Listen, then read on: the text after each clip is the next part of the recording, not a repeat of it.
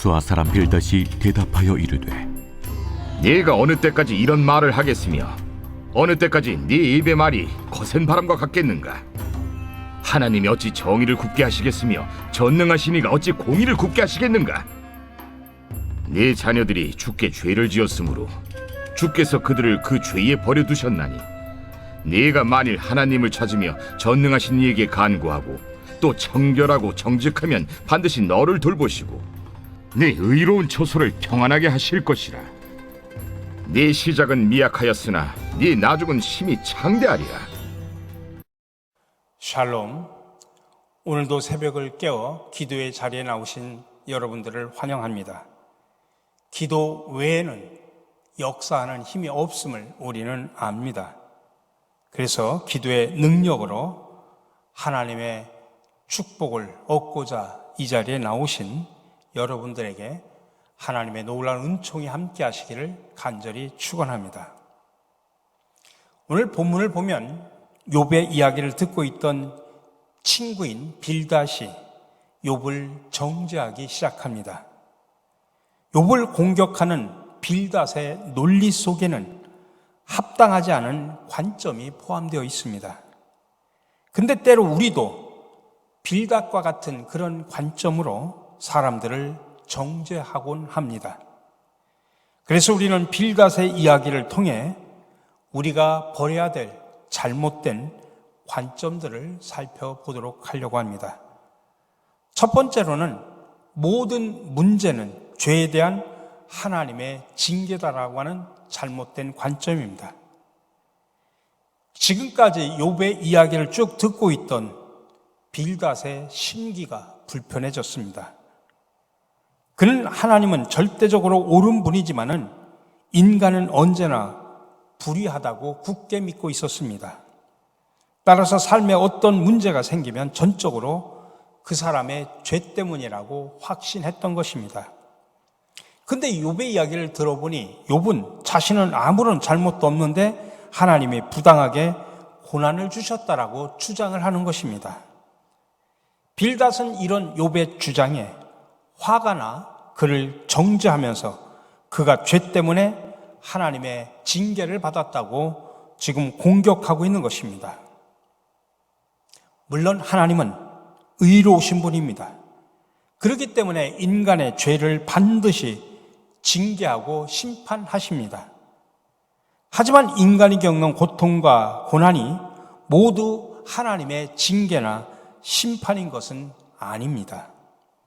근데 빌닷은 자신의 확신의 근거에 욥의 무죄 주장에 불같이 화를 내면서 그를 정죄하고 꾸짖은 것입니다. 하나님이 의로우시기 때문에 우리의 죄를 묵과하지 않으시고 징계하신다고 하는 것은 분명한 사실입니다. 그래서 우리가 겪는 고난과 고통과 어려움이 하나님의 징계인 경우가 많이 있습니다. 하지만 모든 고난과 어려움이 하나님의 징계인 것만은 아닙니다. 게다가 고난의 원인이 죄 때문인지 다른 것 때문인지 우리 인간들은 알 수가 없습니다. 그렇기 때문에 누군가 고난을 당할 때 그것이 죄 때문이다라고 그렇게 단정 짓는 것은 나의 오만한 태도입니다. 예수님은 말씀하셨죠. 다른 사람을 판단하고 비판하지 말라고 말씀하셨습니다.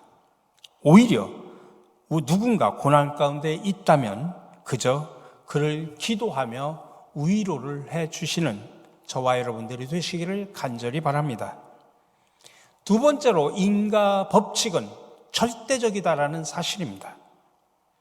빌닷은 지금 욥의 자녀들도 정죄합니다. 욥의 자녀가 죄를 지었기 때문에 하나님의 심판을 받았다는 것이죠. 그러나 그는 욥의 자녀들이 죄를 지었다고 하는 어떤 정보도 갖고 있지 않습니다. 그리고 우리는 욥의 자녀들이 죄 때문에 정죄받은 것이 아님을 잘 압니다. 그러므로 빌닷이 욥의 자녀들에 대한 단언하는 이야기들은 인과 법칙을 기계적으로 적용한 잘못된 판단입니다. 죄의 결과는 분명히 사망입니다. 그러나 하나님은 마땅히 정죄받아 죽어야 될 죄인들을 용서하시고 구원하십니다. 그러므로 모든 일을 인과관계로 해석하는 것은 지나친 태도라는 것을 알아야 됩니다.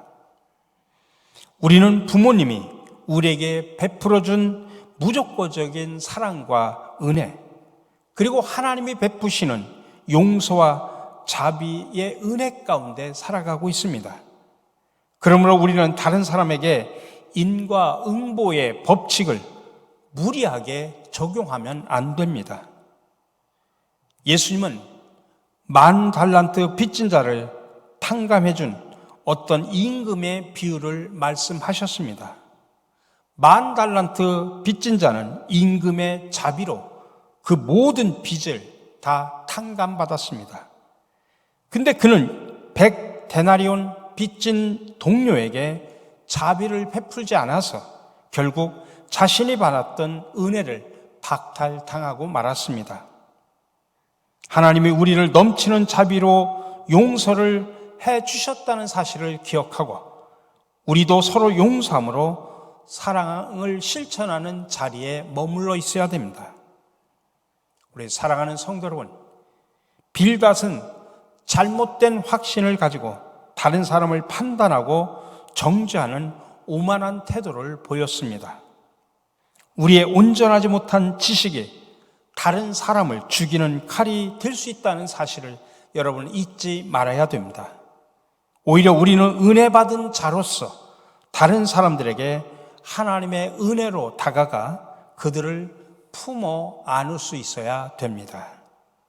오늘 하루도 많은 사람들을 품을 수 있는 여러분들의 넉넉한 마음을 가지고 세상으로 나아가시기를 바랍니다. 함께 기도하겠습니다. 사랑해 주님 감사합니다. 오늘도 기도로 하루를 출발합니다. 우리의 삶이 늘 하나님과 친밀한 교제를 나누는데 나태하거나 게으르지 않도록 저희들을 인도하여 주시옵소서. 오늘 주신 말씀처럼 모든 고난의 원인이 인간의 죄 때문이기도 하지만 또 그렇지 않을 수도 있다는 사실을 깨닫고 쉽게 다른 사람들을 정죄하거나 판단하는 자들이 되지 않게 하여 주시옵소서.